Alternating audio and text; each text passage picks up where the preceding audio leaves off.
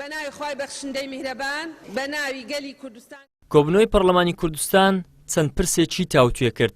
بڕگەی یەکەمی کۆبوونەوەی پەرلەمانی کوردستان تایبەت بوو بە خستنەڕووی بە دواداچوونی لیژنەی دارایی و کاروباری ئابووری سەبارەت بە داهاتەکانی هەرێمی کوردستان.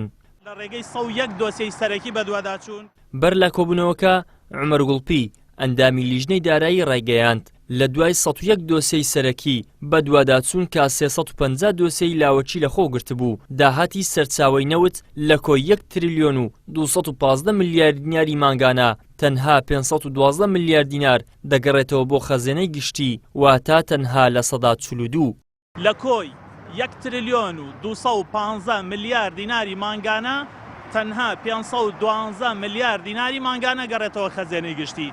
هۆکار چییە کە تەنها لە ساڵ 42 داهاتی نەوت ئەگەڕێتەوە خەزێنەی گشتی؟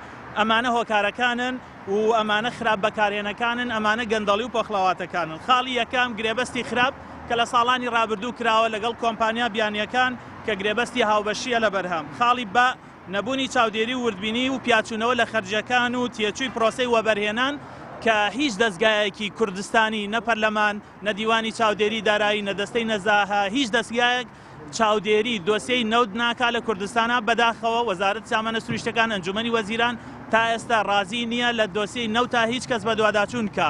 لەبارەی داهات لە سەرچاوەی گومرجیەوە کە لە هەرێمی کوردستان چەندین دەواازەی سنووری هەیە بۆ بازرگانیکردن لەگەڵ وڵاتانی دراوسێ لە کۆبوونەوەی 19 ئەم مانگەدا کە لە نێوانی وەزارەتی دارایی و لیژنەی دارایی پەرلەمانی کوردستان ئەنجام دراوە داهات بریتی بووە لە 139 ملیار دیناری تێکڕای مانگانە. بەڵام عومەر گوڵپی وەڵامی راپۆرتەکە دەداتەوە و دەڵێت داهات زۆر لەوە زیاترە و بەنزیکەی 300 ملیار دیناری تێکڕای مانگانەیە.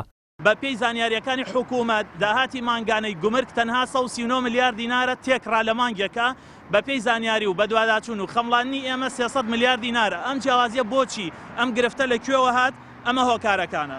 ئەلف پێدانی ژمارەیە خزمەتگوزاری بە ژمارەیە کۆمپانیا بەبێ ڕەچاوکردنی یاسا و ڕێنمایە بەرکارەکان و دوور لە چاودێری پەرلەمانتاران و دیوانی چاودێری دارایی لەم بارەیەوە بەرپرسانی گومرگ و وەزارەتی دارایی ڕێگە نادەن تیمەکانی چاودێری دارایی وردبینی لە داهاتەکان بکەن، ئەوەش بۆ ئەوەی گەندەڵی و سەرپێچیە داراییەکان ئاشکرا نەبن.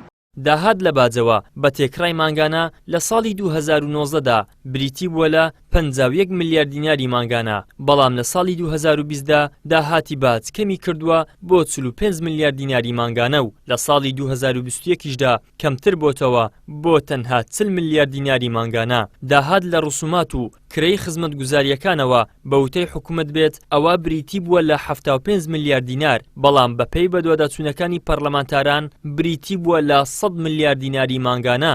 تێکڕای مانگانەی باج 51 ملیار دینار بووە.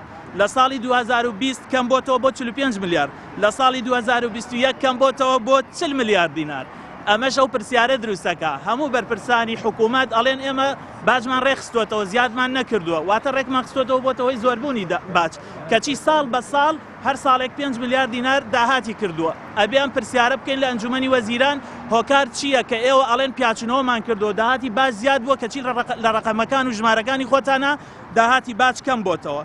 گەندەڵیەکان لە کابینەی نوێمی حکوومەتی هەرێمی کوردستان لە ئاستێکی زۆر بەرزدایە بە تایبەت لە داهاتی نەوت بۆ هۆیشەوە پەرلەمانتاران دۆسەی پرساندنیان دژی وەزیری سامانە سروشتیەکان کەمال ئەتروشی کردوتەوە کە بە پێی زانیاریەکانی پەیام هەفتەی ڕابردوو بە تووڕەیی هەرێمی کوردستانی جێهێشتووە.